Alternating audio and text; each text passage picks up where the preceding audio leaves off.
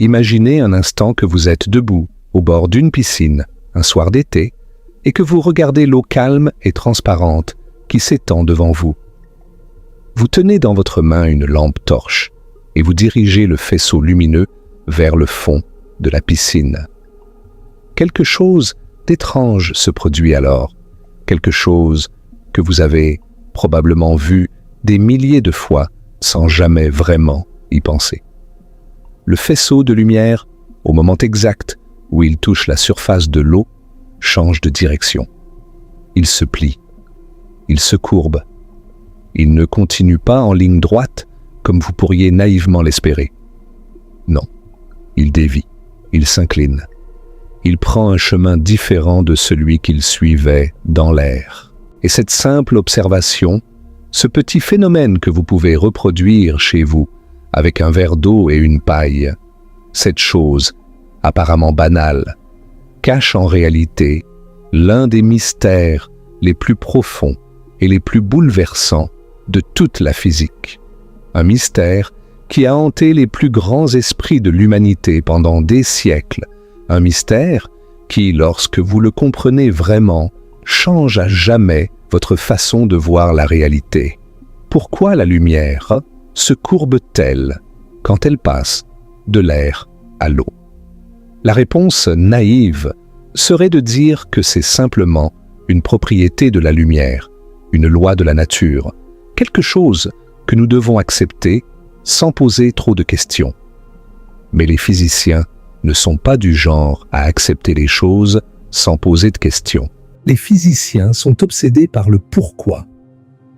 Et quand ils ont commencé à creuser cette question, quand ils ont vraiment essayé de comprendre pourquoi la lumière se comporte de cette façon, ils ont découvert quelque chose de si extraordinaire, de si profondément troublant, que cela remet en question notre compréhension la plus fondamentale de ce qu'est la réalité.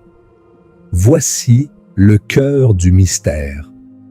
Quand la lumière voyage d'un point A à un point B, elle ne prend pas le chemin le plus court. Répétons cela parce que c'est crucial.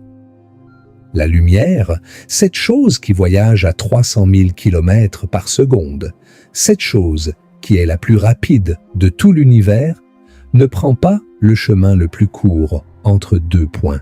Elle prend le chemin le plus rapide. Et ces deux choses, le chemin le plus court et le chemin le plus rapide, ne sont pas la même chose. Dans un milieu uniforme, oui, le chemin le plus court et le chemin le plus rapide coïncident.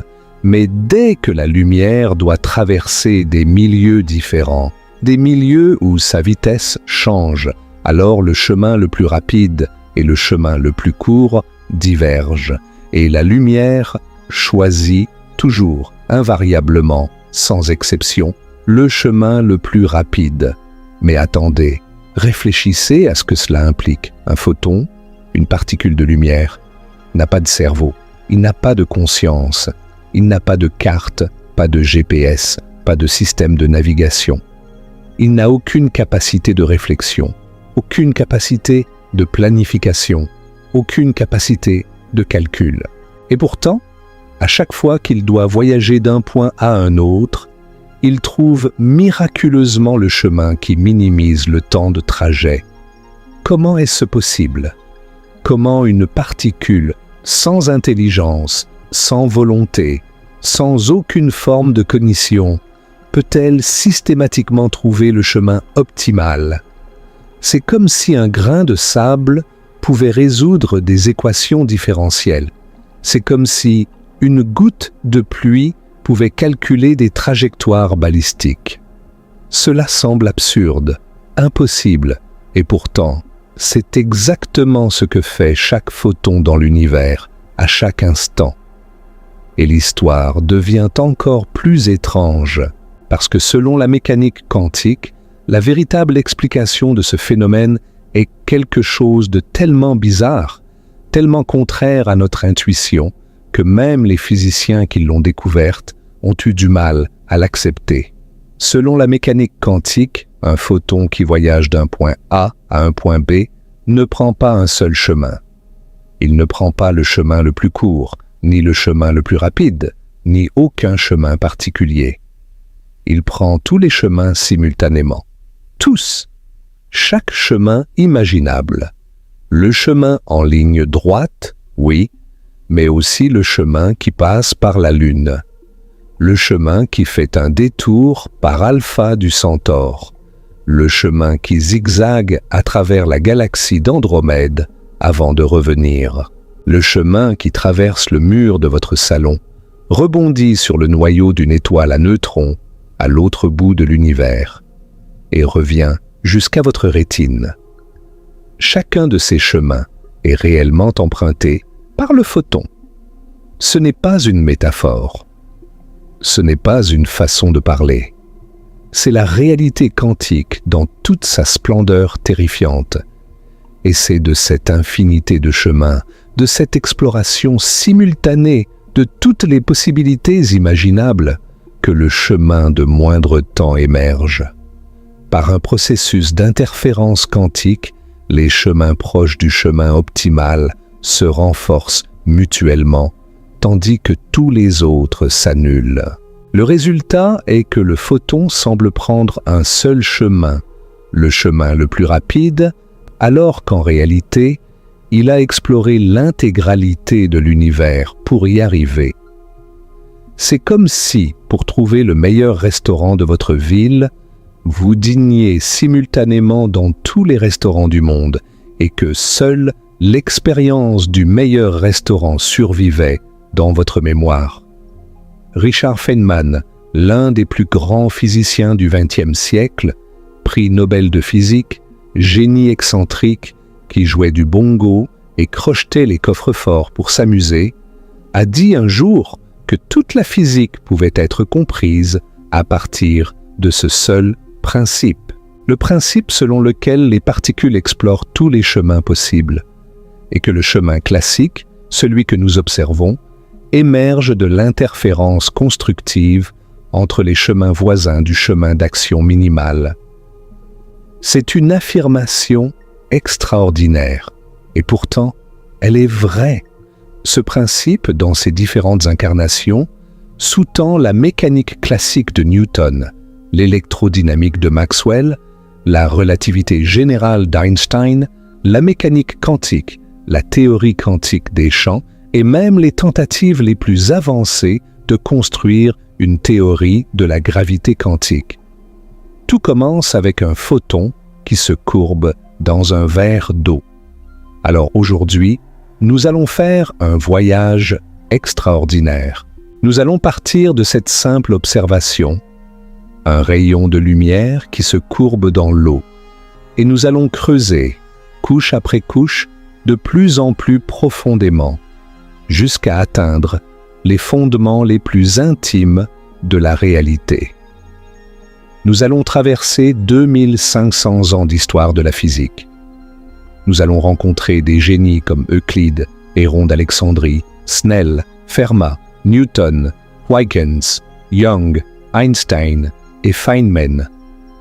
Nous allons découvrir des principes si profonds qu'ils unifient toute la physique en une seule idée. Et à la fin de ce voyage, je vous promets que vous ne regarderez plus jamais un rayon de lumière de la même façon. Avant de plonger dans cette aventure, prenez un instant pour réfléchir à cette question et dites-moi dans les commentaires ce que vous en pensez. Selon vous, la lumière choisit-elle vraiment son chemin ou est-ce que quelque chose de plus profond se passe? Et si vous êtes le genre de personne qui aime avoir l'esprit soufflé par la physique, si vous aimez comprendre les mystères les plus profonds de l'univers, alors abonnez-vous à cette chaîne et activez la cloche de notification, parce que ce voyage va changer votre façon de voir la réalité pour toujours. Allons-y. Pour comprendre pourquoi les photons suivent le chemin de moindre temps, nous devons d'abord comprendre ce qu'est la lumière.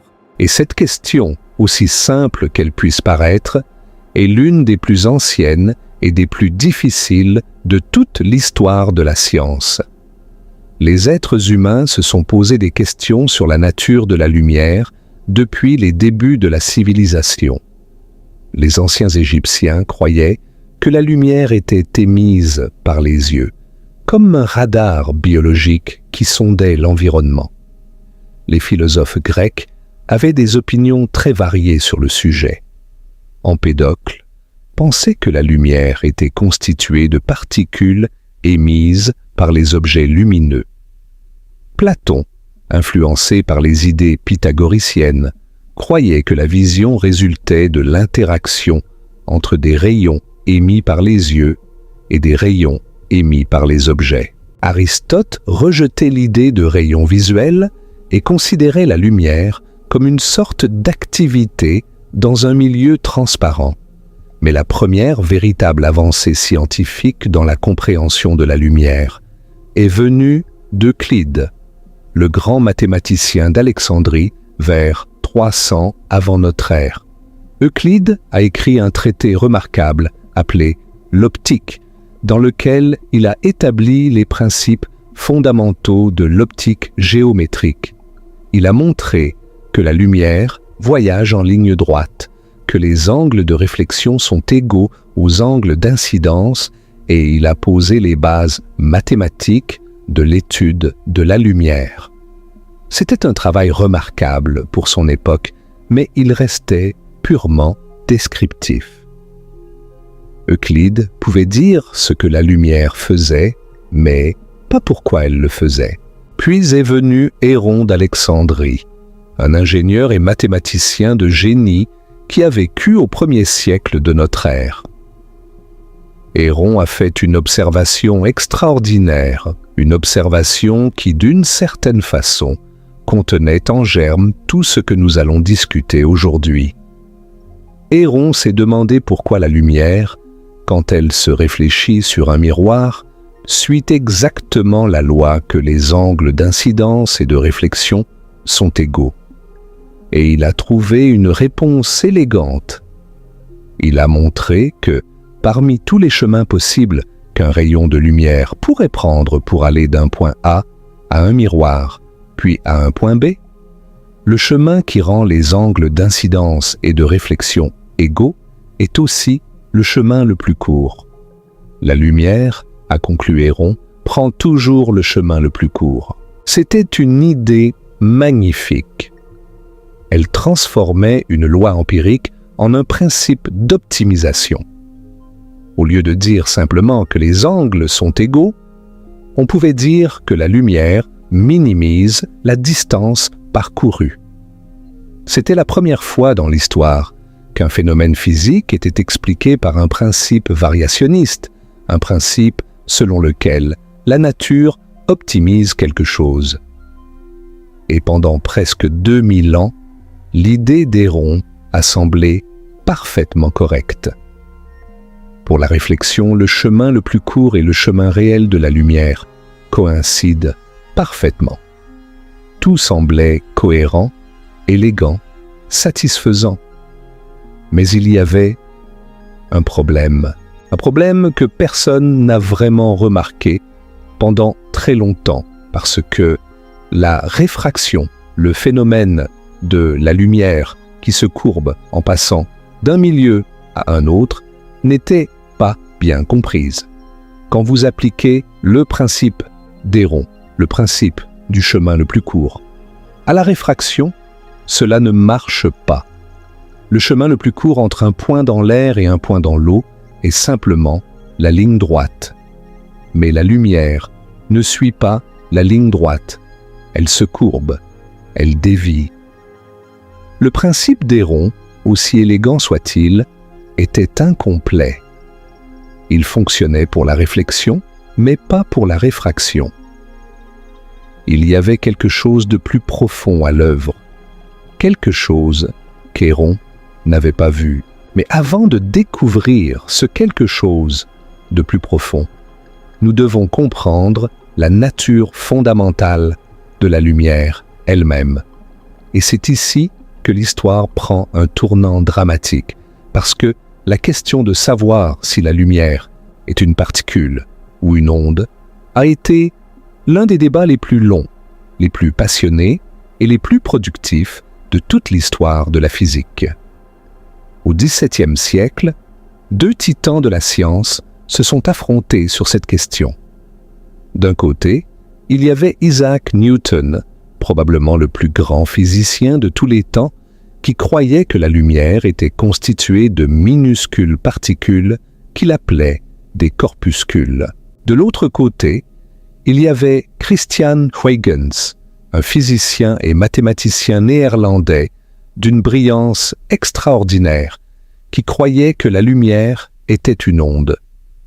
La théorie corpusculaire de Newton expliquait très bien certaines propriétés de la lumière, comme le fait qu'elle voyage en ligne droite et qu'elle forme des ombres nettes. Mais la théorie ondulatoire de Huygens expliquait mieux d'autres phénomènes, comme la diffraction, le fait que la lumière peut contourner légèrement les obstacles et se propager dans les zones d'ombre.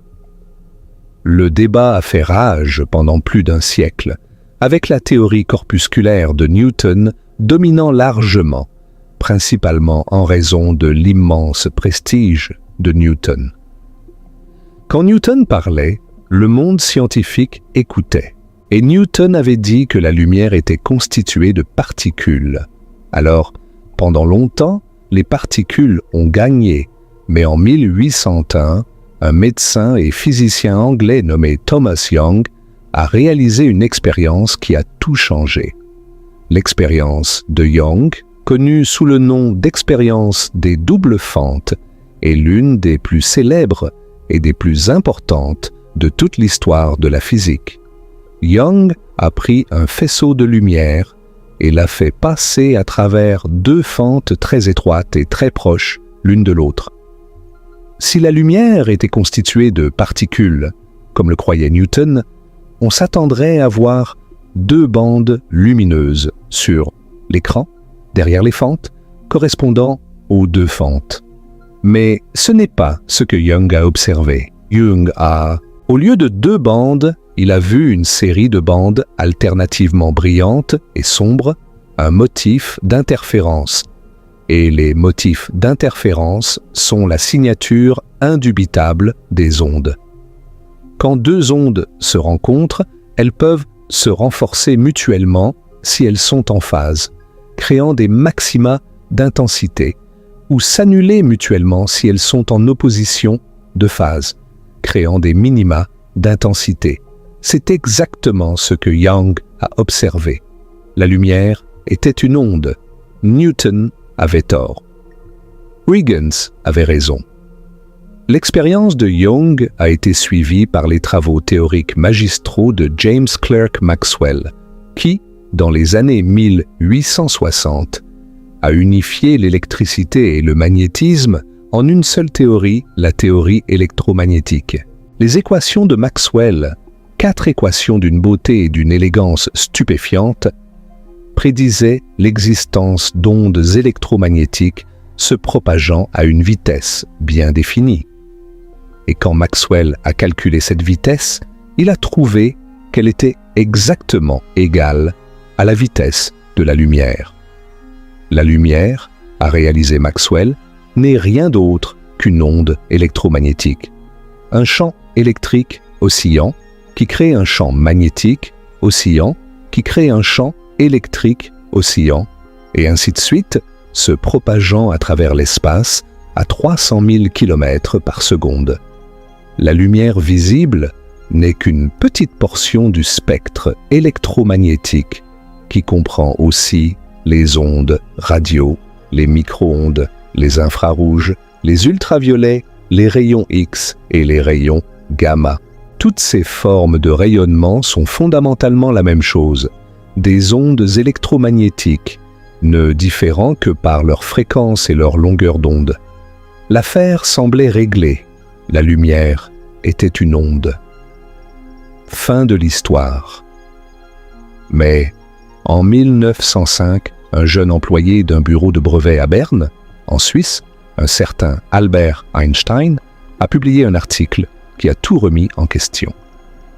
Einstein étudiait l'effet photoélectrique, un phénomène dans lequel la lumière, quand elle frappe une surface métallique, peut éjecter des électrons de cette surface. L'effet photoélectrique avait des propriétés très étranges que la théorie ondulatoire ne pouvait pas expliquer. Par exemple, l'énergie des électrons éjectés ne dépendait pas de l'intensité de la lumière, mais de sa fréquence. Si vous augmentiez l'intensité de la lumière, vous obteniez plus d'électrons, mais chaque électron individuel avait la même énergie. Et si la fréquence de la lumière était en dessous d'un certain seuil, aucun électron n'était éjecté, quelle que soit l'intensité de la lumière. C'était complètement incompréhensible dans le cadre de la théorie ondulatoire. Einstein a proposé une explication révolutionnaire. Il a suggéré que la lumière n'est pas une onde continue, mais qu'elle est constituée de paquets discrets d'énergie, des quanta de lumière, que nous appelons aujourd'hui des photons. Chaque photon porte une énergie proportionnelle à sa fréquence, donnée par la célèbre formule E égale h fois nu, où h est la constante de Planck et nu est la fréquence de la lumière. L'effet photoélectrique s'explique alors simplement. Chaque photon transfère toute son énergie à un seul électron. Si l'énergie du photon est suffisante pour arracher l'électron du métal, l'électron est éjecté. Sinon, il ne l'est pas. L'intensité de la lumière correspond au nombre de photons, pas à l'énergie de chaque photon individuel. C'est pour cette explication de l'effet photoélectrique qu'Einstein a reçu le prix Nobel de physique en 1921, et non pour la relativité, comme beaucoup de gens le croient. Mais cette découverte a créé un paradoxe extraordinaire. L'expérience de Young montrait que la lumière est une onde. L'effet photoélectrique montrait que la lumière est une particule. Les deux résultats étaient incontestables, vérifiés par des expériences répétées et rigoureuses. Alors, qu'est-ce que la lumière? Une onde ou une particule? La réponse, aussi troublante soit-elle, est les deux. La lumière est à la fois une onde et une particule. C'est ce qu'on appelle la dualité onde-particule. Et c'est l'un des concepts les plus fondamentaux et les plus déconcertants de la mécanique quantique. Un photon n'est ni une petite bille qui rebondit partout, ni une vague qui s'étale dans l'espace. C'est quelque chose de fondamentalement différent, quelque chose qui n'a pas d'analogue dans notre expérience quotidienne. Un photon est un quantum du champ électromagnétique, une excitation élémentaire d'un champ quantique qui imprègne tout l'espace. Quand nous le détectons, il se manifeste comme une particule, un événement ponctuel et localisé. Mais quand il se propage, il se comporte comme une onde, exhibant des phénomènes d'interférence et de diffraction. La dualité onde-particule n'est pas une contradiction. C'est une caractéristique fondamentale de la réalité quantique, une réalité qui est bien plus étrange et plus riche que notre monde classique quotidien. Maintenant, avec cette compréhension de ce qu'est la lumière, nous pouvons revenir à notre question centrale. Mais d'abord, nous devons comprendre un fait crucial sur la façon dont la lumière voyage à travers différents milieux. Dans le vide, la lumière voyage à sa vitesse maximale, exactement 299 792 458 mètres par seconde. C'est une constante fondamentale de l'univers que les physiciens désignent par la lettre C. Rien dans l'univers ne peut voyager plus vite que cette vitesse. C'est une limite absolue imposée par la structure même de l'espace-temps, comme l'a montré Einstein dans sa théorie de la relativité restreinte en 1905. Mais quand la lumière entre dans un milieu matériel, comme l'eau, le verre ou le diamant, elle ralentit. Dans l'eau, la lumière voyage à environ 225 000 km par seconde, soit environ 75% de sa vitesse dans le vide. Dans le verre, elle voyage à environ 200 000 km par seconde. Et dans le diamant, elle voyage à seulement environ 124 000 km par seconde, moins de la moitié de sa vitesse dans le vide. Ce ralentissement est caractérisé par un nombre appelé l'indice de réfraction du milieu, habituellement noté n. L'indice de réfraction est simplement le rapport entre la vitesse de la lumière dans le vide et la vitesse de la lumière dans le milieu. Pour l'eau, n est environ 1,33. Pour le verre, n est environ 1,5. Pour le diamant, n est environ 2,42. Plus l'indice de réfraction est élevé, plus la lumière est lente dans ce milieu. Pourquoi la lumière ralentit-elle dans la matière? C'est une question fascinante en soi. La réponse courte est que dans un milieu matériel, les photons interagissent avec les atomes du milieu. Les photons sont absorbés et réémis par les atomes. Et ce processus d'absorption et de réémission prend du temps, ce qui a pour effet global de ralentir la propagation de l'onde lumineuse. En réalité, les photons individuels voyagent toujours à la vitesse c entre les atomes, mais le processus collectif d'interaction avec la matière fait que la vitesse effective de propagation de l'onde est inférieure à c. C'est un peu comme une personne qui traverse une foule. Entre les gens, elle marche à sa vitesse normale. Mais chaque interaction avec une personne dans la foule la ralentit et sa vitesse moyenne de traversée est inférieure à sa vitesse de marche libre. Et voici le point crucial. Quand la lumière passe d'un milieu où elle est rapide, comme l'air, à un milieu où elle est plus lente, comme l'eau, quelque chose de remarquable se produit à l'interface entre les deux milieux. La lumière change de direction. Elle se courbe. Ce phénomène s'appelle la réfraction. Et c'est exactement ce que vous observez quand vous regardez une paille dans un verre d'eau et qu'elle semble brisée à la surface. C'est ce que vous observez quand une piscine semble plus profonde qu'elle ne l'est réellement. C'est ce qui crée les mirages sur une route chaude en été, quand vous voyez ce qui semble être une flaque d'eau au loin, mais qui n'est en réalité qu'une illusion optique causée par la réfraction de la lumière dans les couches d'air chaud près de la surface. La loi mathématique qui décrit la réfraction est connue sous le nom de loi de Snell ou loi de Snell-Descartes. Elle a été découverte empiriquement par le mathématicien néerlandais Willebrord Snell vers 1621 et formulée indépendamment par René Descartes en 1637. La loi de Snell dit ceci. Quand un rayon de lumière passe d'un milieu d'indice de réfraction N1 à un milieu d'indice de réfraction N2, l'angle d'incidence θ1, mesuré par rapport à la normale, à la surface, et l'angle de réfraction θ2 sont reliés par l'équation n1 fois sinus de θ1 égale n 2 fois sinus de θ2. C'est une formule simple, élégante et incroyablement précise. Elle prédit exactement comment la lumière se courbe quand elle passe d'un milieu à un autre. Et elle a été vérifiée par d'innombrables expériences. Mais la loi de Snell, aussi utile soit-elle, est purement descriptive. Elle nous dit ce que la lumière fait, mais pas pourquoi elle le fait. Pourquoi cet angle particulier? Pourquoi cette relation particulière entre les sinus des angles et les indices de réfraction?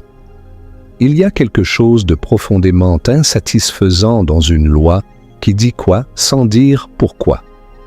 Et c'est ici que nous arrivons à l'une des plus belles analogies de toute la physique, une analogie qui va nous aider à comprendre le cœur du mystère. Imaginez un maître nageur sur une plage. Il est debout sur le sable et il aperçoit une personne en train de se noyer dans l'eau, à quelque distance de la plage. Le maître nageur doit atteindre la personne le plus rapidement possible. Sa vie en dépend. Maintenant, le maître nageur peut courir sur le sable beaucoup plus vite qu'il ne peut nager dans l'eau. Disons qu'il court à 8 mètres par seconde sur le sable, mais ne nage qu'à 2 mètres par seconde dans l'eau. La question est la suivante. Quel chemin le maître nageur doit-il prendre pour atteindre la personne en détresse le plus rapidement possible? La réponse naïve serait de dire qu'il devrait courir en ligne droite vers la personne. Après tout, la ligne droite est le chemin le plus court, n'est-ce pas? Et le chemin le plus court devrait être le chemin le plus rapide, non? Eh bien, non. Pas quand la vitesse change d'un milieu à l'autre. Réfléchissez. Si le maître nageur court en ligne droite, il passera une certaine fraction de son trajet sur le sable, où il est rapide, et une certaine fraction dans l'eau, où il est lent. Mais il pourrait faire mieux. En courant un peu plus loin sur le sable, dans une direction qui l'éloigne temporairement de la ligne droite, il peut réduire la distance qu'il doit parcourir dans l'eau. Et comme il est beaucoup plus rapide sur le sable que dans l'eau, le temps gagné en nageant moins compense largement le temps perdu en courant un peu plus. Le chemin optimal n'est pas la ligne droite. C'est un chemin brisé, avec un changement de direction à l'interface entre le sable et l'eau. Et voici la chose extraordinaire. Si vous faites le calcul mathématique, si vous cherchez le chemin qui minimise le temps total de trajet du maître nageur, vous trouvez exactement la loi de Snell. Le rapport des sinus des angles que le chemin fait avec la normale à l'interface sable-eau est exactement égal au rapport des vitesses dans les deux milieux. L'analogie est parfaite, mathématiquement exacte, entre le maître nageur, qui optimise son temps de trajet, et un rayon de lumière qui se réfracte à l'interface entre deux milieux. Détaillons ce calcul, parce qu'il est vraiment magnifique dans sa simplicité. Supposons que le maître nageur se trouve au point A, sur le sable, à une distance verticale d1 de l'interface sable-eau. La personne en détresse se trouve au point B, dans l'eau, à une distance verticale d2 de l'interface.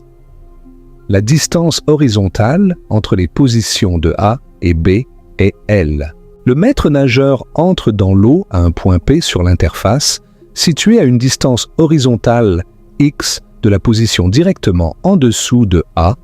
Le temps total de trajet est t égale la distance AP divisée par la vitesse sur le sable plus la distance PB divisée par la vitesse dans l'eau. En utilisant le théorème de Pythagore, AP est la racine carrée de D1 au carré plus X au carré et PB est la racine carrée de D2 au carré plus L moins X au carré. Donc T égale racine de D1 carré plus X carré divisé par V1 plus racine de D2 carré plus L moins X tout au carré divisé par V2. Pour trouver le minimum de T, nous prenons la dérivée par rapport à X et nous l'égalons à 0. La dérivée de T par rapport à X est X divisé par V, 1 fois racine de D, 1 carré plus X carré, moins L moins X divisé par V, 2 fois racine de D, 2 carré plus L moins X tout au carré. Or, X divisé par racine de D, 1 carré plus X carré est simplement le sinus de l'angle θ1, et L moins X divisé par racine de D, 2 carré, plus L moins X tout au carré est le sinus de l'angle θ2. Donc la condition de minimum et sinus θ 1 divisé par V 1 égale sinus θ 2 divisé par V2. Et comme l'indice de réfraction n est défini comme C divisé par V, cela donne n1 fois sinus θ 1 égale n 2 fois sinus θ 2. C'est exactement la loi de Snell. C'est un résultat spectaculaire. La loi de Snell, qui semblait être une loi empirique arbitraire, est en réalité une conséquence directe du fait que la lumière minimise son temps de trajet. La lumière fait exactement comme le maître nageur. Elle passe plus de temps dans le milieu rapide et moins de temps dans le milieu lent, ajustant son angle de manière à minimiser le temps total. C'est simple, c'est élégant et c'est profondément satisfaisant. Mais il y a un problème majeur avec cette analogie. Le maître nageur a un cerveau. Il peut réfléchir, calculer, planifier. Il peut évaluer les différents chemins possibles et choisir le meilleur. Un photon ne peut faire rien de tout cela. Un photon est la chose la plus simple imaginable, un quantum d'énergie, une excitation d'un champ, sans aucune forme de cognition ou de volonté. Alors comment fait-il? Comment le photon sait-il quel est le chemin de moindre temps? Comment peut-il optimiser son trajet sans avoir la moindre capacité de calcul? C'est une question profondément troublante, et c'est exactement la question qui a conduit Pierre de Fermat à formuler le principe qui porte son nom. Pierre de Fermat était un juriste et mathématicien français du XVIIe siècle, l'un des esprits les plus brillants de son époque. Il est surtout connu du grand public pour son fameux dernier théorème, ce résultat en théorie des nombres qu'il a prétendu avoir démontré, mais dont la preuve n'a été trouvée que 350 ans plus tard par Andrew Wiles en 1995. Mais Fermat a apporté des contributions fondamentales dans de nombreux domaines des mathématiques, incluant le calcul infinitésimal, la théorie des probabilités et, ce qui nous intéresse ici, l'optique. En 1662, Fermat a proposé ce qu'on appelle aujourd'hui le principe de Fermat, ou principe de moindre temps. L'énoncé est d'une simplicité désarmante. La lumière, en allant d'un point à un autre, suit toujours le chemin qui minimise le temps de trajet. C'est tout. Un seul principe, une seule phrase. Et de ce principe découlent toutes les lois fondamentales de l'optique géométrique. Voyons comment. D'abord, considérons la propagation de la lumière dans un milieu uniforme, où la vitesse de la lumière est la même partout. Dans ce cas, le chemin qui minimise le temps est simplement le chemin qui minimise la distance, car le temps est proportionnel à la distance quand la vitesse est constante. Et le chemin qui minimise la distance entre deux points est la ligne droite. Donc, le principe de Fermat explique pourquoi la lumière voyage en ligne droite dans un milieu uniforme. Ce n'est pas un axiome séparé, c'est une conséquence du principe de moindre temps. Ensuite, considérons la réflexion. Quand la lumière se réfléchit sur un miroir, le chemin de moindre temps est le chemin qui rend l'angle d'incidence égal à l'angle de réflexion. C'est exactement ce qu'Héron d'Alexandrie avait trouvé. Mais maintenant, nous comprenons que le principe d'Héron, le principe de moindre distance, était un cas particulier du principe de Fermat, le principe de moindre temps, valide uniquement dans un milieu de vitesse uniforme. Et enfin, nous venons de voir que le principe de Fermat, appliqué à la réfraction, donne exactement la loi de Snell. Un seul principe unifie trois lois apparemment distinctes, la propagation rectiligne, la loi de la réflexion et la loi de la réfraction. C'est la puissance d'un principe variationniste. Au lieu de 3 lois séparées, nous avons un seul principe qui les engendre toutes. Mais le principe de Fermat va encore plus loin. Il explique aussi la réflexion totale interne, ce phénomène fascinant qui se produit quand la lumière passe d'un milieu dense, comme le verre, à un milieu moins dense, comme l'air, avec un angle d'incidence supérieur à un certain angle critique. Au-delà de cet angle, il n'existe aucun chemin réfracté qui satisfasse la condition de moindre temps. La lumière ne peut pas passer dans le second milieu. Elle est totalement réfléchie. C'est ce phénomène qui rend possible les fibres optiques, ces minces fils de verre, dans lesquels la lumière rebondit d'un bout à l'autre sans jamais s'échapper, transportant des téraoctets de données à travers les océans. Chaque fois que vous regardez une vidéo en streaming, chaque fois que vous envoyez un message, chaque fois que vous naviguez sur Internet, vous utilisez la réflexion totale interne. Vous utilisez le principe de Fermat. Vous utilisez le fait que les photons suivent le chemin de moindre temps. Le principe de Fermat est d'une beauté et d'une puissance remarquables. Mais il soulève une question philosophique profondément troublante. Il semble attribuer un but, une finalité, un objectif à la lumière. La lumière minimise le temps.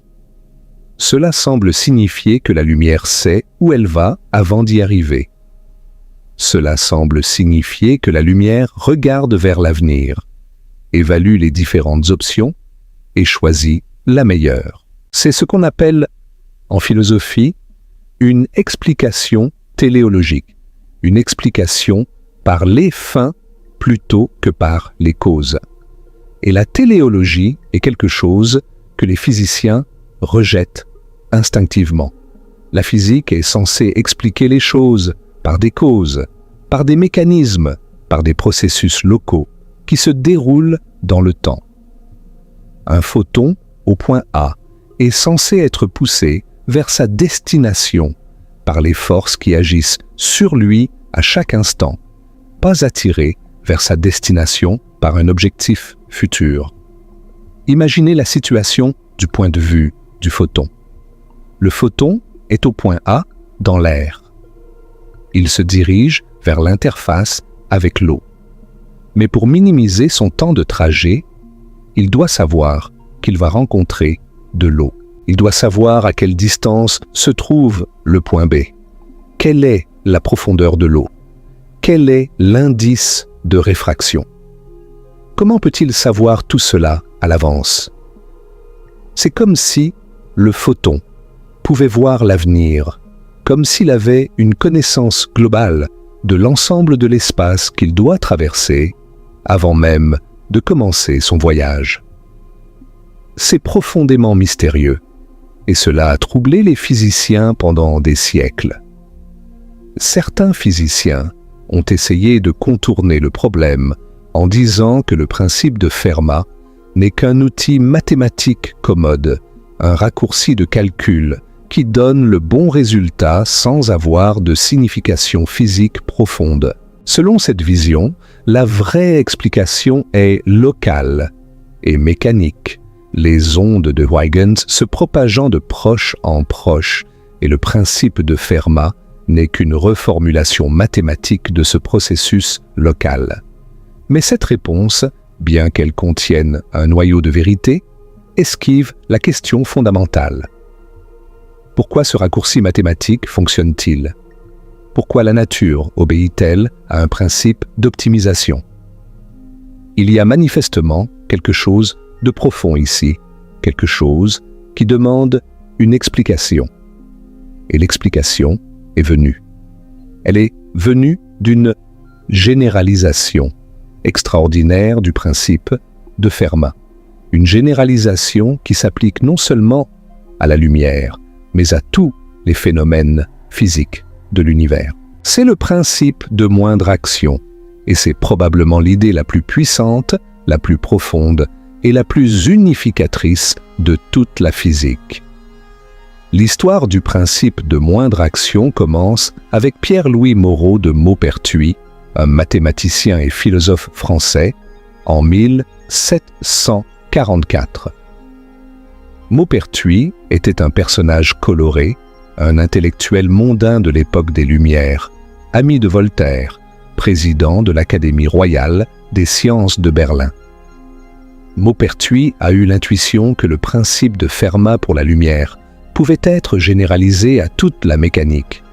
Il a proposé que la nature agit toujours de manière à minimiser une certaine quantité qu'il a appelée l'action.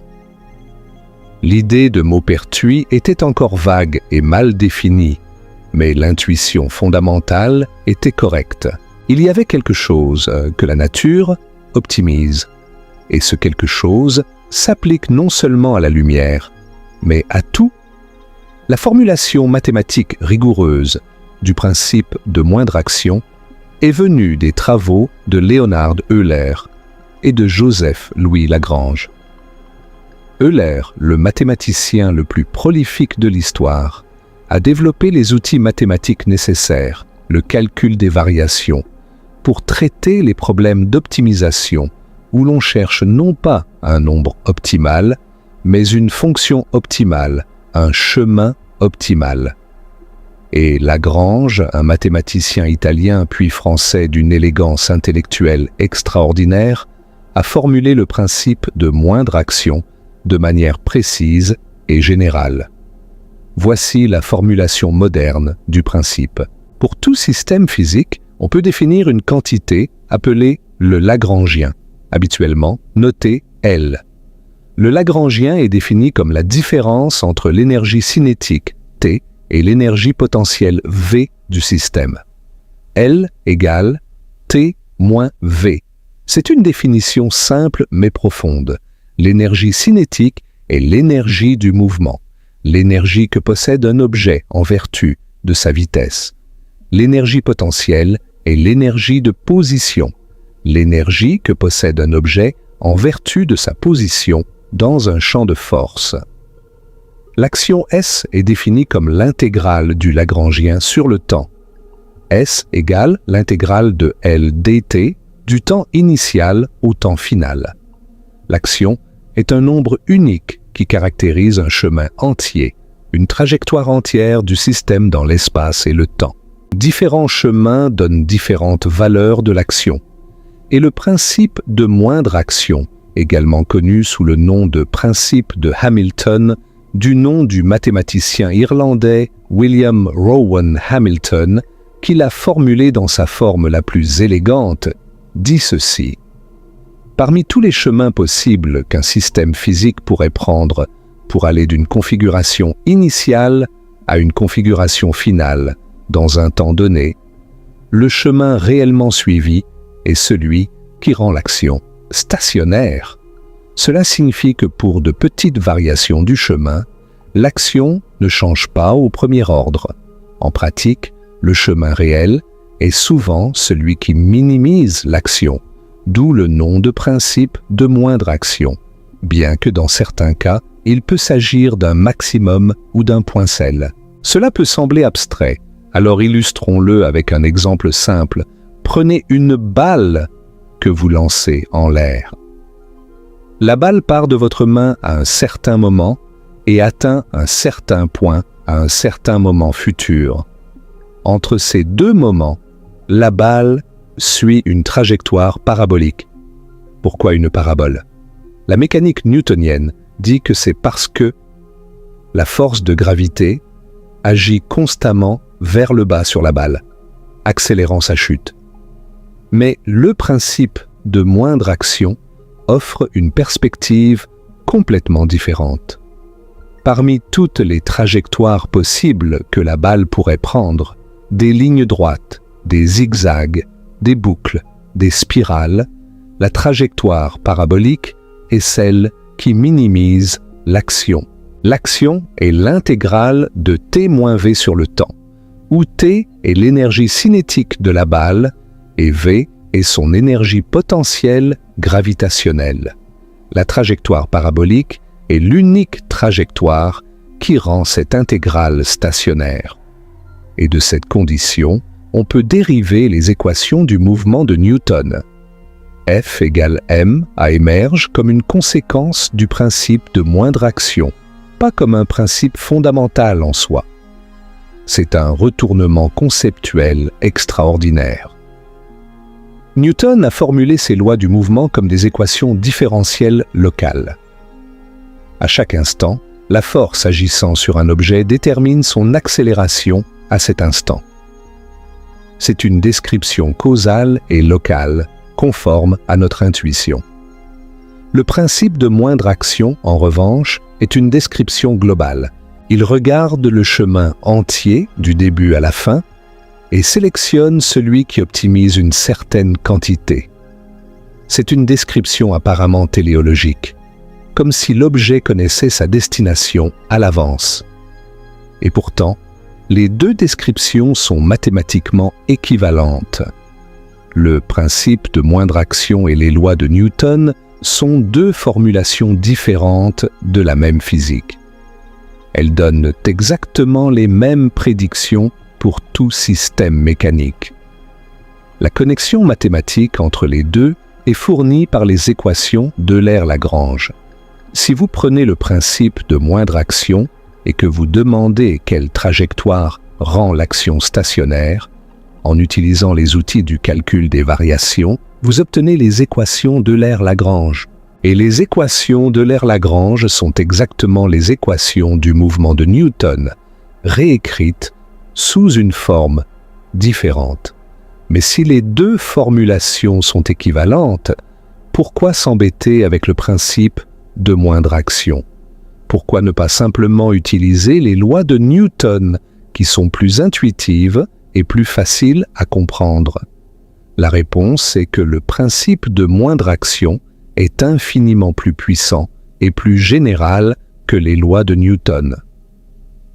Il s'applique non seulement à la mécanique des points matériels, mais aussi à la mécanique des fluides, à l'électromagnétisme, à la relativité générale, à la mécanique quantique et à la théorie quantique des champs.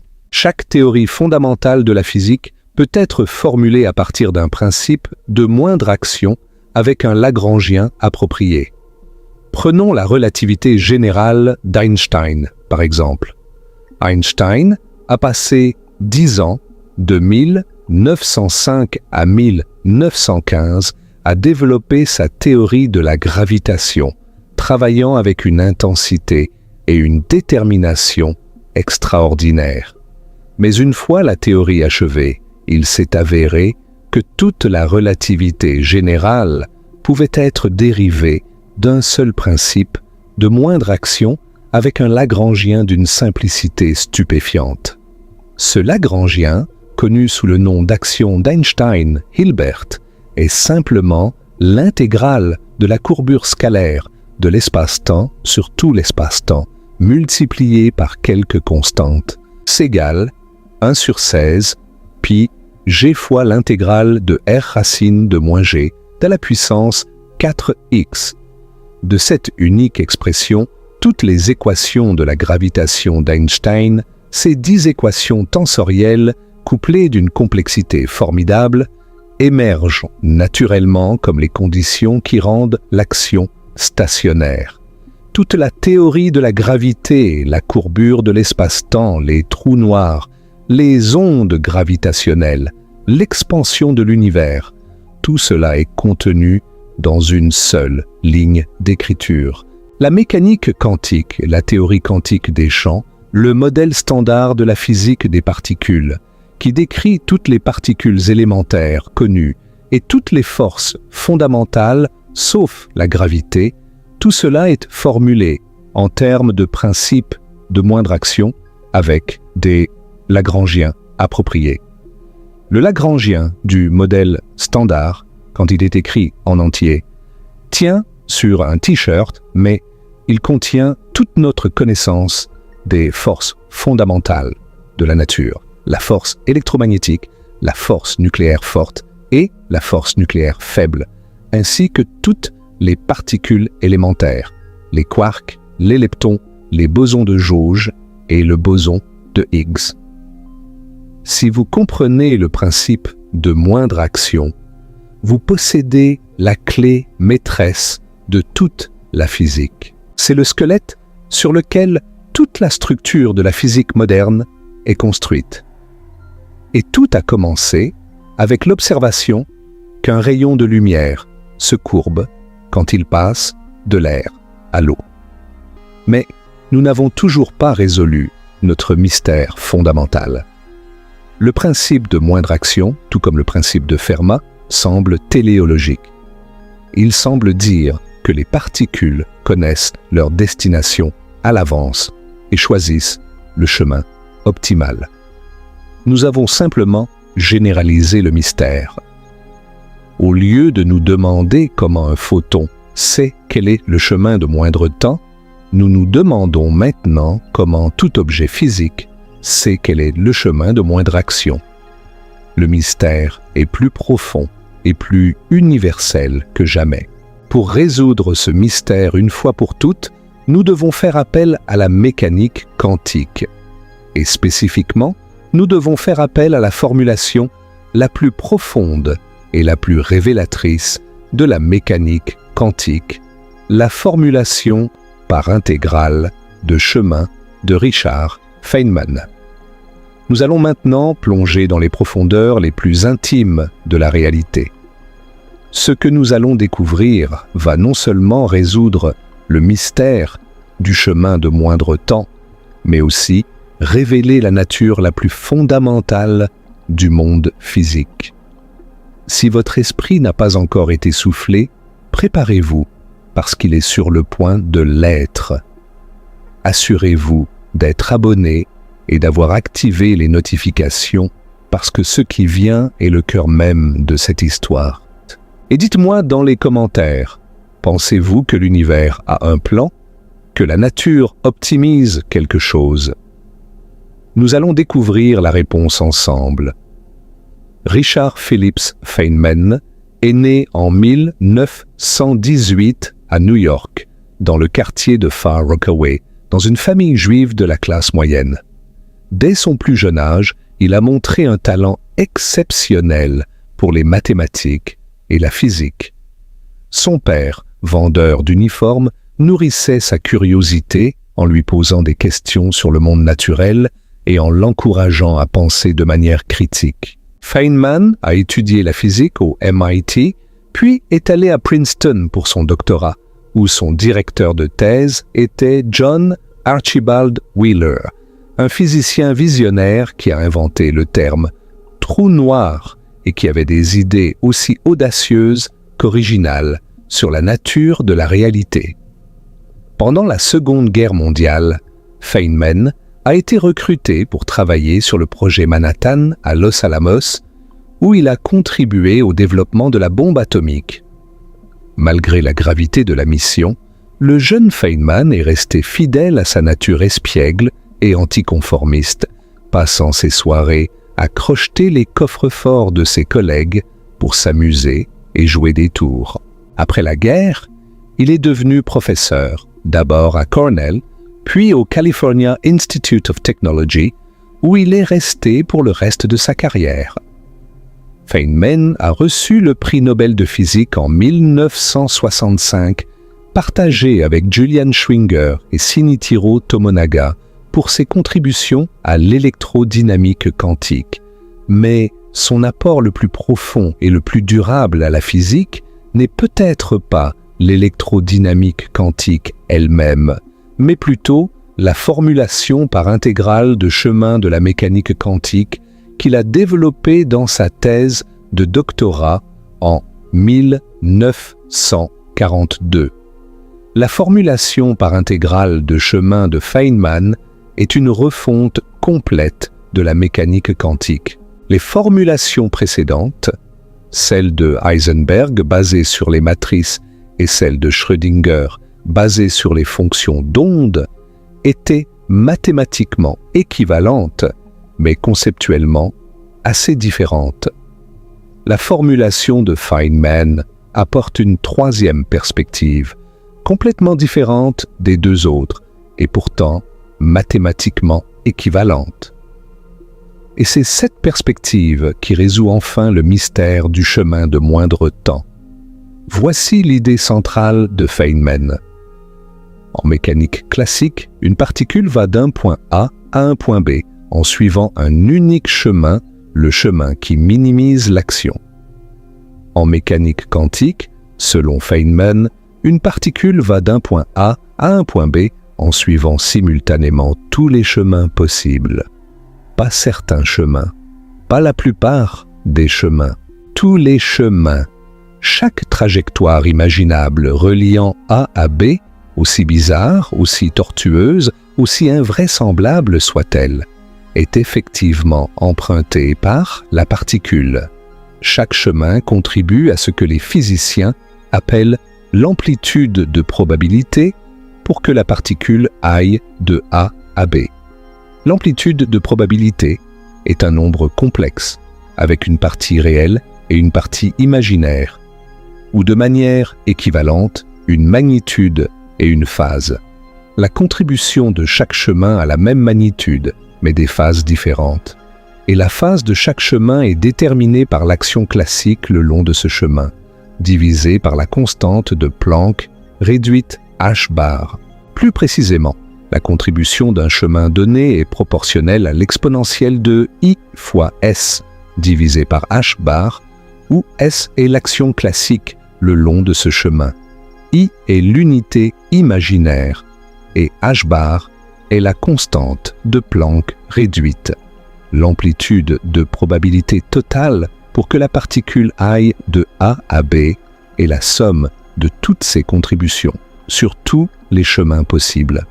En notation mathématique, K de B virgule A est l'intégrale de l'exponentielle de IS sur h bar, intégrée sur tous les chemins, ce que Feynman note D de chemin.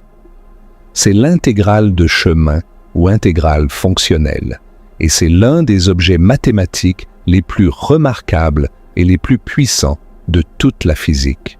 Maintenant, voici comment le chemin de moindre temps ou de moindre action émerge de cette formulation quantique. La clé est le phénomène d'interférence. Considérons d'abord les chemins qui sont proches du chemin classique, le chemin qui minimise l'action. Pour ces chemins voisins, l'action S varie très peu d'un chemin à l'autre parce que le chemin classique est un extrémum de l'action. En termes mathématiques, la dérivée première de l'action par rapport aux variations du chemin est nulle au chemin classique. Cela signifie que les phases des contributions de ces chemins voisins sont presque identiques. Et quand vous additionnez des nombres complexes qui ont presque la même phase, ils s'additionnent constructivement. Leurs amplitudes s'ajoutent, se renforcent, s'accumulent. C'est l'interférence constructive. Maintenant, considérons les chemins qui sont loin du chemin classique. Pour ces chemins, l'action S varie énormément d'un chemin à l'autre. Même un petit changement dans le chemin peut produire un grand changement dans l'action. Cela signifie que les phases des contributions de ces chemins lointains sont très différentes, essentiellement aléatoires. Et quand vous additionnez des nombres complexes dont les phases sont aléatoires, ils s'annulent mutuellement. Les contributions positives sont compensées par les contributions négatives et le résultat net est essentiellement zéro. C'est l'interférence destructive. Le résultat final est extraordinaire.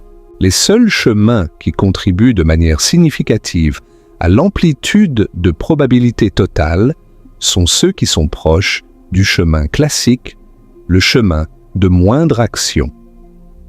Tous les autres chemins, les milliards et milliards de chemins qui s'écartent significativement du chemin classique, s'annulent mutuellement et ne contribuent pas au résultat final. Le photon semble suivre le chemin de moindre temps, non pas parce qu'il a choisi ce chemin, mais parce que tous les autres chemins se sont annulés par interférence destructive. c'est la résolution du mystère. Le photon n'a pas besoin de savoir où il va. Il n'a pas besoin de calculer le chemin optimal. Il n'a pas besoin de voir l'avenir. Il explore littéralement tous les chemins possibles et le processus d'interférence quantique sélectionne automatiquement le chemin classique. C'est un mécanisme complètement local, complètement causal, complètement mécanique. Il n'y a aucune téléologie, aucun but, aucune finalité. Il y a simplement l'interférence de phase, le même phénomène physique que nous observons dans l'expérience des doubles fentes de Young, mais à une échelle cosmique.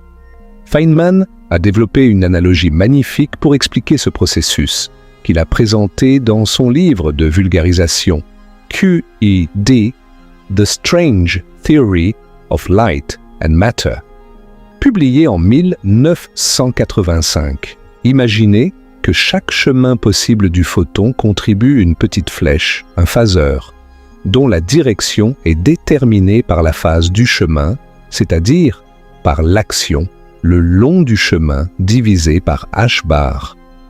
La flèche tourne comme une horloge et la vitesse de rotation dépend de l'action le long du chemin. Pour trouver l'amplitude totale, vous devez additionner toutes les flèches bout à bout. Pour les chemins proches du chemin classique, les flèches pointent presque toutes dans la même direction, parce que les phases sont presque identiques. Quand vous les mettez bout à bout, elles forment une grande flèche, une grande amplitude. C'est l'interférence constructive. Pour les chemins loin du chemin classique, les flèches pointent dans toutes les directions, parce que les phases sont essentiellement aléatoires. Quand vous les mettez bout à bout, elles forment une spirale qui revient sur elle-même, une boucle qui ne mène nulle part. La grande flèche résultante est essentiellement nulle. C'est l'interférence destructive. L'image est d'une beauté saisissante. Le photon explore l'infinité des chemins possibles, chaque chemin contribuant une petite flèche. Les flèches des chemins proches du chemin classique s'alignent et créent un signal fort. Les flèches de tous les autres chemins s'enroulent en spirale et s'annulent. Le chemin classique émerge de ce processus quantique comme la direction dominante dans un océan de fluctuations qui s'annulent. Développons cette idée avec un exemple concret. Prenons un photon qui va d'un point A dans l'air à un point B dans l'eau.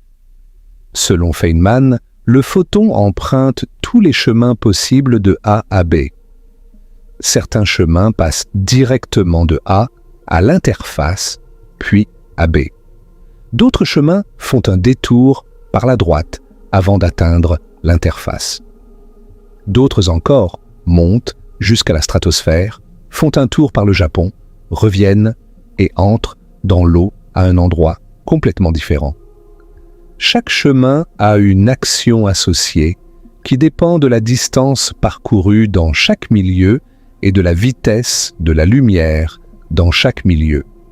Pour les chemins proches du chemin de Fermat, le chemin de moindre temps, les actions sont presque identiques.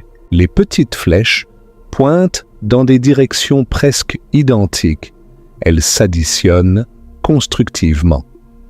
C'est pourquoi nous observons le photon suivant le chemin de Fermat. Pour les chemins qui s'écartent significativement du chemin de Fermat, les actions varient énormément. Les petites flèches pointent dans des directions complètement différentes. Elles s'annulent. C'est pourquoi nous n'observons pas le photon prenant ces chemins bizarres. Et voici un point crucial. La raison pour laquelle le principe de Fermat donne le chemin de moindre temps et non le chemin de moindre distance est maintenant transparente. L'action pour un photon qui se déplace entre deux points dépend du temps de parcours, pas de la distance. Dans un milieu d'indice de réfraction n, la phase accumulée par le photon est proportionnelle au chemin optique, c'est-à-dire au produit de l'indice de réfraction par la distance géométrique. Le chemin optique est essentiellement le temps de parcours multiplié par la vitesse de la lumière dans le vide.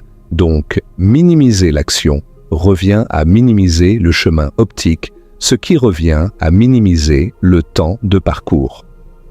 C'est la raison profonde, la raison quantique, pour laquelle le principe de Fermat concerne le temps et non la distance. Mais il faut bien comprendre quelque chose de fondamental ici. L'intégrale de chemin de Feynman ne dit pas que le photon prend tous les chemins de manière métaphorique ou abstraite. C'est une affirmation littérale sur la réalité quantique. Chaque chemin est réellement exploré. Chaque chemin contribue réellement à l'amplitude de probabilité. C'est la réalité quantique fondamentale du photon. Le fait que nous observions un photon suivant un chemin unique est un artefact de notre perception macroscopique, une conséquence de l'interférence destructive qui élimine tous les chemins, sauf ceux proches du chemin classique.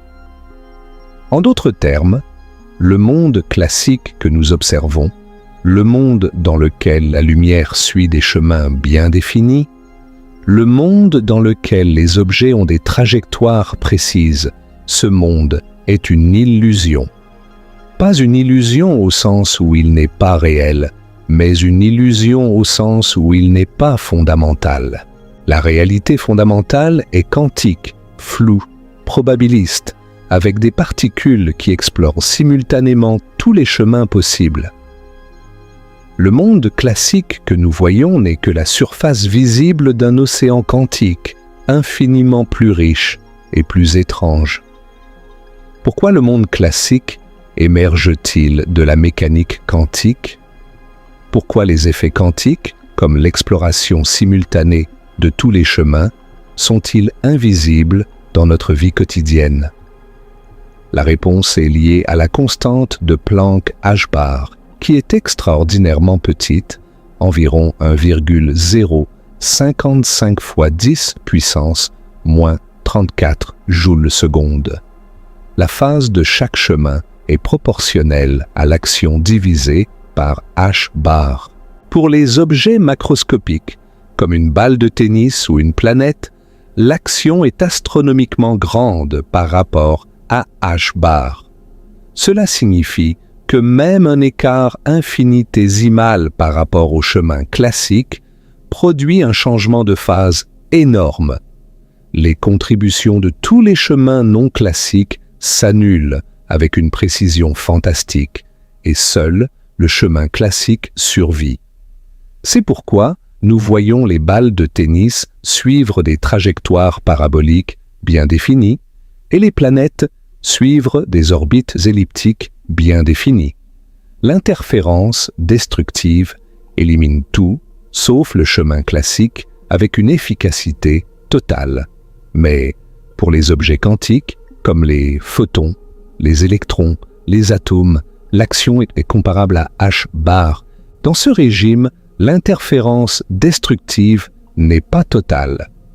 Les chemins non classiques contribuent significativement à l'amplitude de probabilité. C'est pourquoi les particules quantiques exhibent des comportements étranges, comme l'interférence, la diffraction, l'effet tunnel et la superposition. Ce sont les signatures directes du fait que la particule explore simultanément de multiples chemins. Faisons maintenant un pas de côté pour examiner la formulation mathématique de l'intégrale de chemin plus en détail, parce que la beauté est dans les détails. L'amplitude de probabilité pour qu'une particule aille du point A au temps TA au point B au temps TB est donnée par le propagateur K de B, TB, A, TA, qui est l'intégrale sur tous les chemins x de t reliant A à B de l'exponentielle de I sur H bar, fois l'intégrale de TA à TB du Lagrangien L de x point t dt, le tout intégré avec la mesure fonctionnelle d de x de t. En écriture compacte, k égale l'intégrale de xpis de chemin sur h bar des chemins. Que signifie cette intégrale fonctionnelle d de chemin? C'est ici que les choses deviennent mathématiquement subtiles.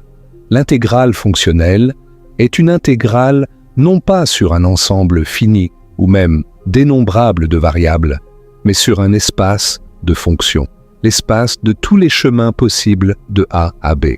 Pour donner un sens rigoureux à cette intégrale, on procède par discrétisation. On divise l'intervalle de temps en n intervalles de durée epsilon et on approche chaque chemin par une ligne brisée reliant les positions aux temps intermédiaires. L'intégrale sur les chemins devient alors une intégrale ordinaire sur les n moins impositions intermédiaires. Chaque intégrale intermédiaire porte sur toutes les positions possibles, de moins l'infini à plus l'infini. La mesure d'intégration est le produit des différentiels des positions intermédiaires, normalisés par un facteur approprié. Puis on prend la limite quand n tend vers l'infini, c'est-à-dire quand la discrétisation temporelle devient infiniment fine. Cette construction, bien qu'elle pose des défis mathématiques subtils de convergence et de normalisation, donne des résultats physiques parfaitement bien définis et vérifiés expérimentalement. L'intégrale de chemin de Feynman est le fondement mathématique de la théorie quantique des champs, la théorie qui unifie la mécanique quantique et la relativité restreinte et qui est le cadre théorique du modèle standard de la physique des particules. Un autre aspect remarquable de la formulation de Feynman est la façon dont le passage de la mécanique quantique à la mécanique classique se fait de manière transparente. C'est l'approximation de phase stationnaire ou approximation du col en mathématiques. Quand h bar tend vers 0, c'est-à-dire dans la limite classique, l'intégrande exponentielle is sur h bar oscille de plus en plus rapidement et seules les régions où s est stationnaire, c'est-à-dire où delta s égale 0, contribuent à l'intégrale. La condition delta s égale 0 est exactement le principe de moindre action classique. Le principe d'Hamilton, qui semblait mystérieusement téléologique, n'est que la limite classique, l'approximation de phase stationnaire de l'intégrale de chemin de Feynman. Et spécifiquement pour la lumière, la condition delta S égale 0 pour un chemin optique est exactement le principe de Fermat. Le principe de Fermat n'est que la limite classique de la description quantique de la propagation des photons. Le mystère est résolu. Le photon ne choisit pas le chemin de moindre temps. Il explore tous les chemins et l'interférence quantique fait émerger le chemin de moindre temps dans la limite classique. Maintenant, mettons tout cela ensemble avec un exemple détaillé et quantitatif. Considérons un photon qui part du point A, situé dans l'air à 10 cm au-dessus d'une surface d'eau et qui doit atteindre le point B, situé dans l'eau à 10 cm sous la surface, avec une distance horizontale de 20 cm entre les positions de A et B. L'indice de réfraction de l'air est essentiellement 1 et l'indice de réfraction de l'eau est 1,33. Selon le principe de Fermat, le photon doit trouver le point P sur la surface de l'eau tel que le temps total de trajet de A à P à B soit minimal. En utilisant le calcul que nous avons fait avec l'analogie du maître nageur, nous pouvons trouver ce point. L'angle d'incidence θ1 et l'angle de réfraction θ2 doivent satisfaire la loi de Snell, soit sinus θ1 égale 1,33 fois sinus θ2. Pour notre géométrie spécifique, avec les distances données, le calcul numérique donne un angle d'incidence d'environ 56,2 degrés et un angle de réfraction d'environ 38,7 degrés. Le point P est situé à environ 14,9 cm horizontalement de la position directement sous A. Le temps de trajet sur le chemin de Fermat est d'environ 1,04 nanosecondes. Maintenant, considérons un chemin différent. Par exemple, le chemin en ligne droite de A à B. Ce chemin est plus court en distance, mais il passe plus de temps dans l'eau, où la lumière est plus lente. Le calcul montre que le temps de trajet sur le chemin en ligne droite est d'environ 1,07 nanosecondes, soit environ 3% de plus que le chemin de Fermat. La différence est petite, environ 0,03 nanosecondes, mais elle est non nulle. Maintenant, considérons un chemin très différent, un chemin qui fait un détour par un point situé à 1 mètre au-dessus de la surface. Ce chemin est évidemment beaucoup plus long et le temps de trajet est d'environ 7 nanosecondes, soit presque 7 fois plus que le chemin de Fermat. Selon la formulation de Feynman, les 3 chemins et tous les autres chemins imaginables contribuent à l'amplitude de probabilité. Mais les contributions sont très différentes en phase. Pour les chemins proches du chemin de Fermat, les phases sont presque identiques et les contributions s'additionnent constructivement. Pour les chemins en ligne droite, qui sont modérément différents du chemin de Fermat, les phases commencent à diverger et les contributions s'additionnent partiellement. Pour les chemins très éloignés, comme celui qui fait un détour par un point A à 1 mètre de hauteur, les phases sont complètement différentes d'un chemin à l'autre voisin et les contributions s'annulent complètement. Le résultat quantitatif est que la probabilité de trouver le photon suivant un chemin donné décroît exponentiellement avec le carré de l'écart de l'action par rapport à l'action minimale divisé par h bar. En pratique, pour un photon de lumière visible, la longueur d'onde est de l'ordre de 500 nanomètres et les seuls chemins qui contribuent significativement sont ceux qui ne s'écartent du chemin de Fermat que de quelques longueurs d'onde. C'est pourquoi l'optique géométrique, avec ses rayons rectilignes bien définis, fonctionne si bien. La lumière visible a une longueur d'onde si petite par rapport aux dimensions des objets que nous manipulons quotidiennement que les effets quantiques sont complètement négligeables et le chemin de Fermat est une excellente approximation. Mais quand les dimensions des obstacles ou des ouvertures deviennent comparables à la longueur d'onde de la lumière, les effets quantiques deviennent importants. C'est le domaine de la diffraction, où la lumière ne suit plus des chemins rectilignes bien définis, mais se courbe autour des obstacles et se propage dans les zones d'ombre. La diffraction est une manifestation directe du fait que le photon explore les chemins non classiques, les chemins qui s'écartent du chemin de Fermat. Dans un réseau de diffraction, une structure périodique de fentes ou de rainures, les chemins qui passent par différentes fentes contribuent avec des phases différentes à l'amplitude totale, créant un motif d'interférence complexe. Ce motif est une signature directe de l'intégrale de chemin de Feynman.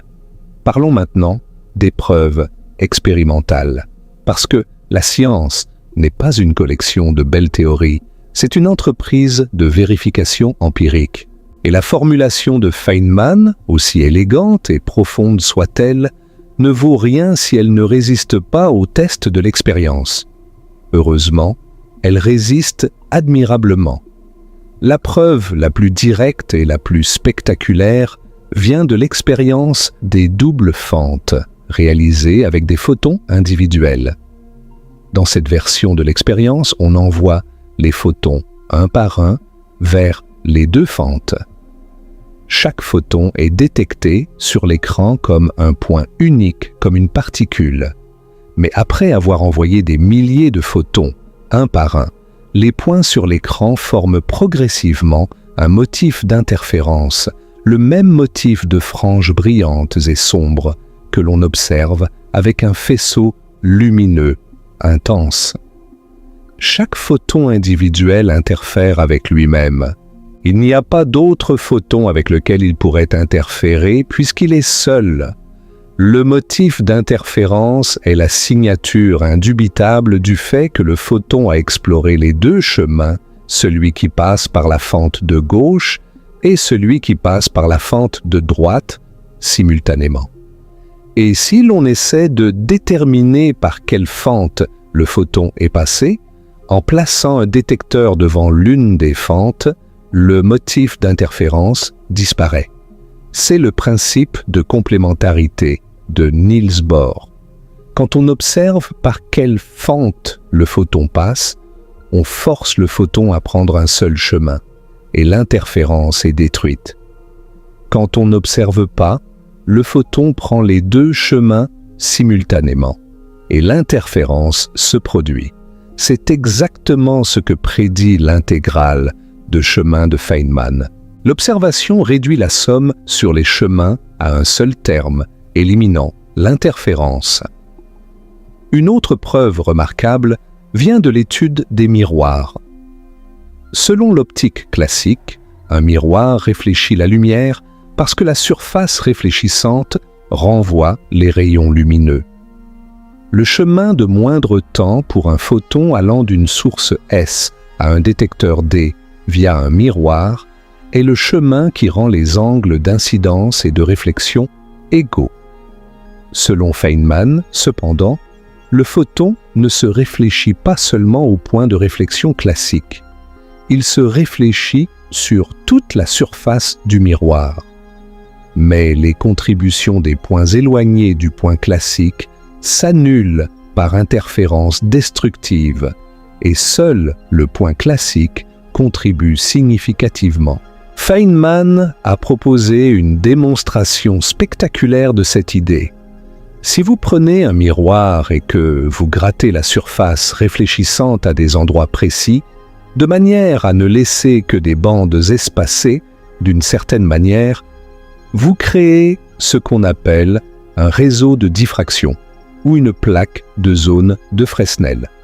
Et cette surface, partiellement grattée, peut réfléchir la lumière dans des directions où un miroir normal ne la réfléchirait pas. Pourquoi ?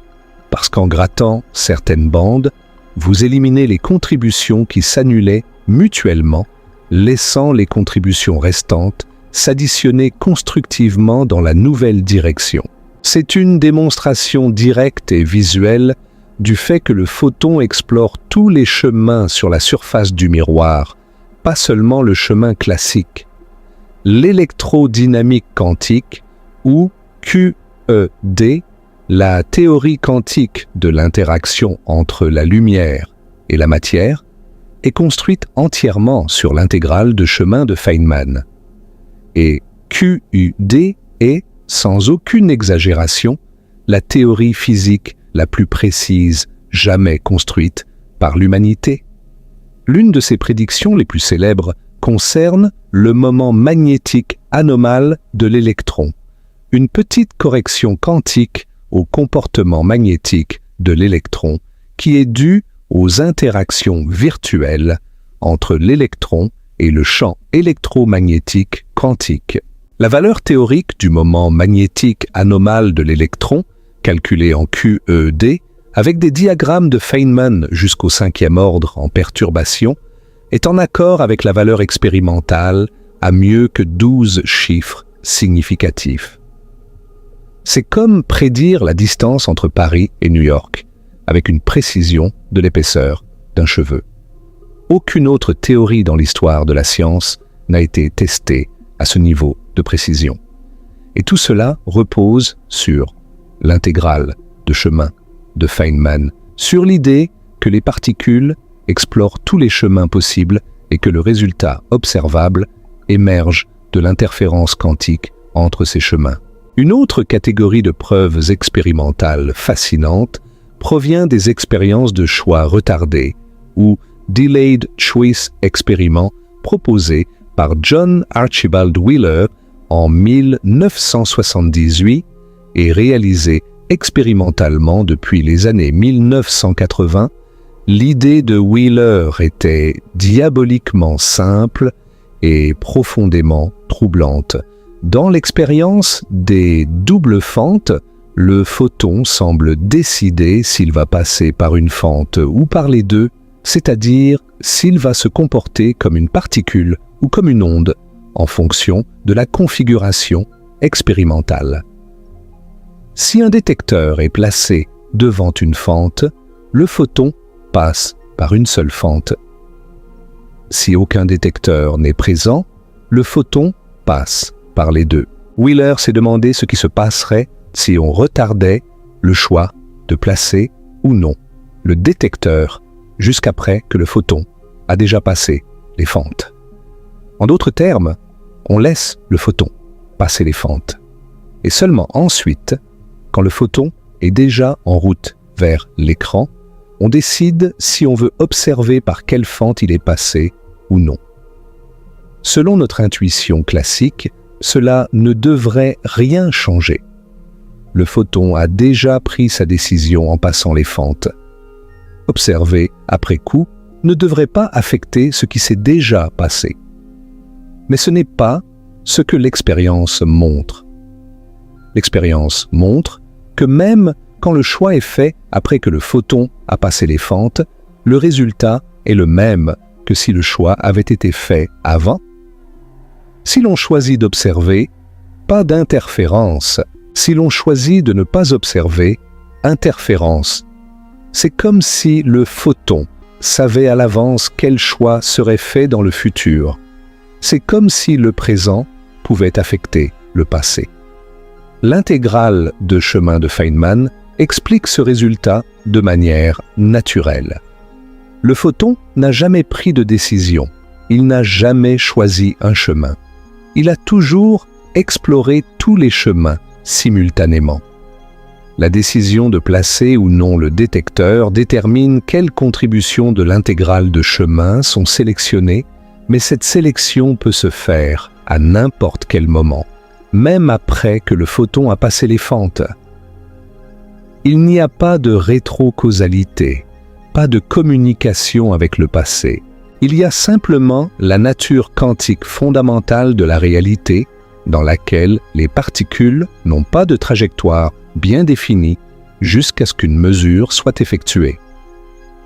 Les expériences de gomme quantique, ou Quantum Eraser Experiment, poussent cette idée encore plus loin. Dans ces expériences, on marque les photons pour déterminer par quelle fente ils sont passés, ce qui détruit l'interférence. Puis, après que les photons ont atteint le détecteur, on efface la marque, la distinguabilité des chemins, et l'interférence réapparaît, même rétroactivement. Ces expériences ont été réalisées de nombreuses fois, avec des résultats toujours conformes aux prédictions de la mécanique quantique et de l'intégrale de chemin de Feynman. Plus récemment, des expériences de réfraction de photons uniques ont été réalisées, confirmant que même un photon individuel passant d'un milieu à un autre se réfracte exactement selon la loi de Snell et le principe de Fermat. Le photon unique exhibe un comportement de réfraction identique à celui d'un faisceau lumineux intense, confirmant que le mécanisme de réfraction est fondamentalement quantique, ancré dans l'intégrale de chemin de Feynman. Chaque expérience que nous avons jamais réalisée, sans aucune exception, confirme cette image. La mécanique quantique, telle que formulée par Feynman, est la description correcte de la réalité.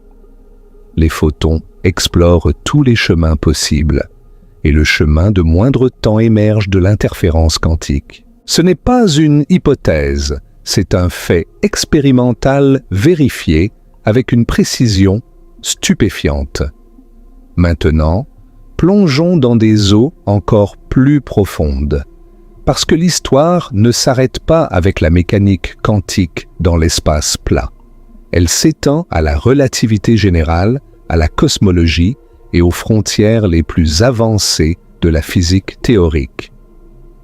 Dans la théorie de la relativité générale d'Einstein, la gravité n'est pas une force au sens newtonien du terme.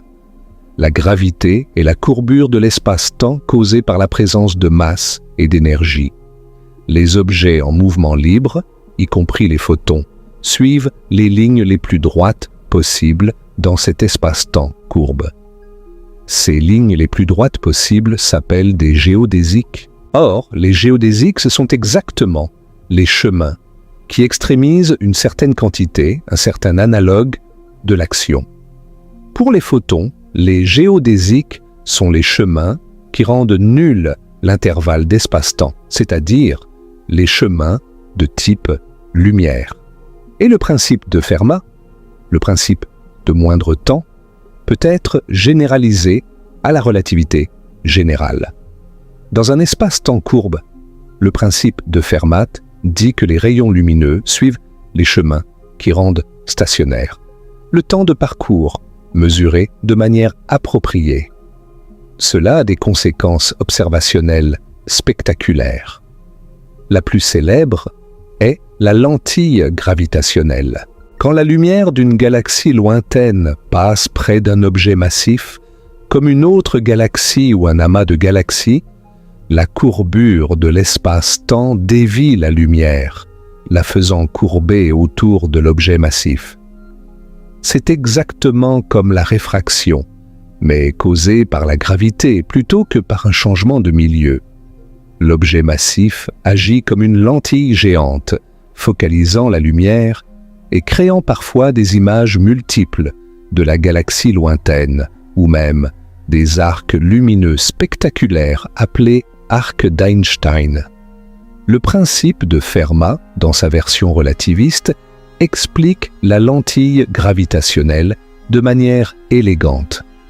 La lumière suit le chemin de moindre temps dans l'espace-temps courbe, et ce chemin n'est pas la ligne droite de l'espace plat. C'est une courbe, déviée par la courbure de l'espace-temps. Les différentes images de la galaxie lointaine correspondent à différents chemins de moindre temps, différents extrémas du temps de parcours. Un autre phénomène fascinant est le retard de Shapiro, prédit par Irwin Shapiro en 1964 et vérifié expérimentalement depuis. Quand un signal radio ou un signal lumineux passe près d'un objet massif, comme le Soleil, il est non seulement dévié, mais aussi retardé. Il met plus de temps à arriver que s'il avait voyagé en ligne droite dans un espace plat. Ce retard supplémentaire est dû à la courbure de l'espace-temps, qui allonge le chemin de moindre temps par rapport à la ligne droite euclidienne. Le retard de Shapiro a été mesuré avec une grande précision en utilisant des signaux radars envoyés vers les planètes et réfléchis vers la Terre. Et les résultats sont en accord parfait avec les prédictions de la relativité générale et du principe de Fermat généralisé. Parlons maintenant d'un phénomène qui semble, à première vue, violer le principe de Fermat. Le rayonnement Cherenkov est la lumière émise quand une particule chargée, comme un électron, voyage à une vitesse supérieure à la vitesse de la lumière dans un milieu. Notez bien, supérieure à la vitesse de la lumière dans un milieu, pas supérieure à la vitesse de la lumière dans le vide. La vitesse de la lumière dans le vide, c, est la limite absolue. Mais dans un milieu comme l'eau, la lumière voyage plus lentement que c, et il est tout à fait possible pour une particule de haute énergie de voyager plus vite que la lumière dans ce milieu. Quand cela se produit, la particule émet un rayonnement caractéristique, un cône de lumière bleutée, analogue au bang supersonique d'un avion qui dépasse la vitesse du son. Ce rayonnement est le rayonnement Cherenkov et il est visible sous la forme d'une lueur bleutée caractéristique dans les réacteurs nucléaires refroidis par eau. Les particules chargées émises par les réactions nucléaires voyagent plus vite que la lumière dans l'eau et émettent ce rayonnement magnifique. Le rayonnement Cherenkov ne viole pas le principe de Fermat. Le principe de Fermat s'applique à la propagation de la lumière, pas à la propagation des particules chargées. La lumière émise par le rayonnement Cherenkov se propage exactement selon le principe de Fermat. C'est la source du rayonnement, la particule chargée, qui voyage plus vite que la lumière dans le milieu, créant un front d'onde conique caractéristique. C'est un phénomène fascinant qui illustre la richesse et la subtilité de l'interaction entre la lumière et la matière. Un autre développement fascinant dans le domaine de l'optique concerne les métamatériaux à indice de réfraction négatif. Dans les matériaux ordinaires, l'indice de réfraction est positif, ce qui signifie que la lumière ralentit dans le matériau et se réfracte d'un côté de la normale. Mais à partir des années 2000, les physiciens et les ingénieurs ont réussi à créer des matériaux artificiels, des métamatériaux, dont l'indice de réfraction est négatif. Dans ces matériaux, la lumière se réfracte du même côté de la normale que le rayon incident, dans la direction opposée à ce qui se passe dans un matériau ordinaire. C'est un comportement extraordinaire qui semble violer notre intuition sur la façon dont la lumière devrait se comporter. Le principe de Fermat s'applique-t-il toujours dans les métamatériaux à indice négatif? La réponse est oui, à condition de le formuler correctement.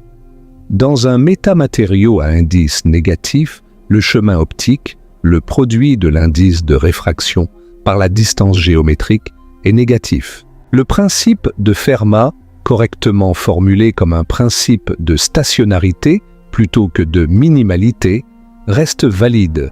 Le chemin suivi par la lumière est celui qui rend le chemin optique stationnaire, ce qui peut correspondre à un minimum, un maximum ou un point celle, selon la configuration.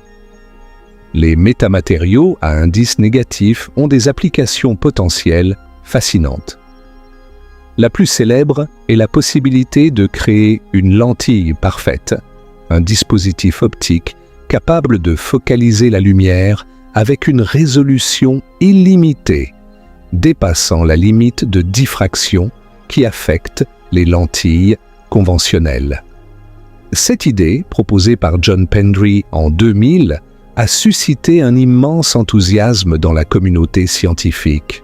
Une autre application potentielle est la cape d'invisibilité, un dispositif qui courbe la lumière autour d'un objet, le rendant invisible. Des prototypes rudimentaires de capes d'invisibilité ont été réalisés fonctionnant à des fréquences micro-ondes, bien que nous soyons encore loin d'une véritable cape d'invisibilité pour la lumière visible. Passons maintenant à un autre phénomène profondément relié à notre discussion, l'effet tunnel quantique. L'effet tunnel est un phénomène purement quantique dans lequel une particule traverse une barrière d'énergie qu'elle ne devrait pas pouvoir franchir selon la physique classique. C'est comme si une balle lancée contre un mur passait à travers le mur au lieu de rebondir.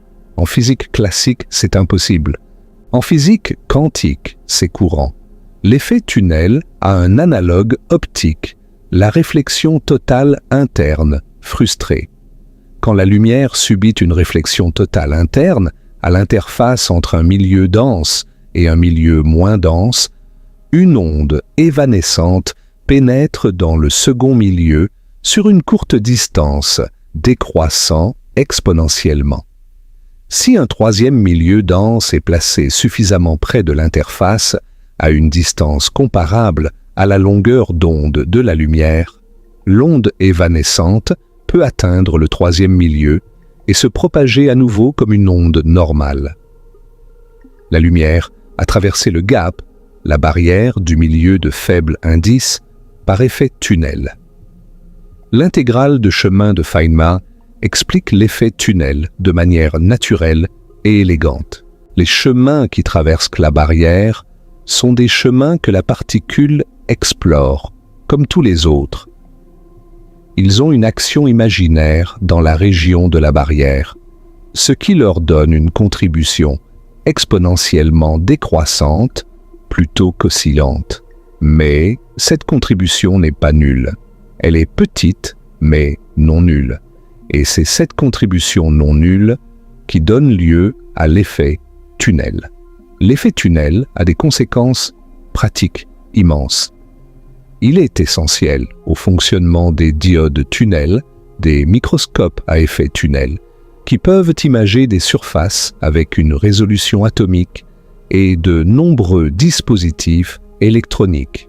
Plus fondamentalement, l'effet tunnel joue un rôle crucial dans la physique nucléaire, où il permet au noyau de surmonter la barrière de Coulomb et de fusionner, rendant possible les réactions de fusion nucléaire qui alimentent le Soleil et toutes les étoiles de l'univers. Sans l'effet tunnel, les étoiles ne brilleraient pas et la vie n'existerait pas.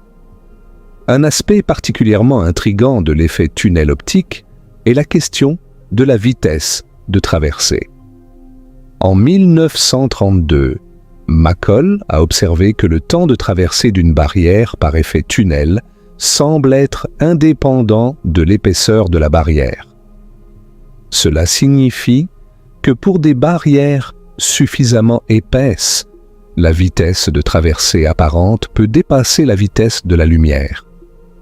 C'est le paradoxe du temps tunnel ou paradoxe de Hartmann. Cela viole-t-il la relativité restreinte? La réponse est non, parce que ce qui semble voyager plus vite que la lumière n'est pas un signal, mais une onde évanescente dont l'amplitude décroît exponentiellement. La vitesse de groupe apparemment superluminal ne permet pas de transmettre de l'information plus vite que la lumière, préservant ainsi la causalité relativiste. Mais le sujet reste l'objet de débats actifs dans la communauté physique. Élargissons maintenant notre perspective aux frontières les plus avancées de la physique théorique. Le principe de moindre action, qui a commencé comme une observation sur la façon dont la lumière se réfracte, est aujourd'hui au cœur des tentatives les plus ambitieuses de la physique pour construire une théorie de la gravité quantique, une théorie qui unirait la mécanique quantique et la relativité générale en un cadre unique et cohérent.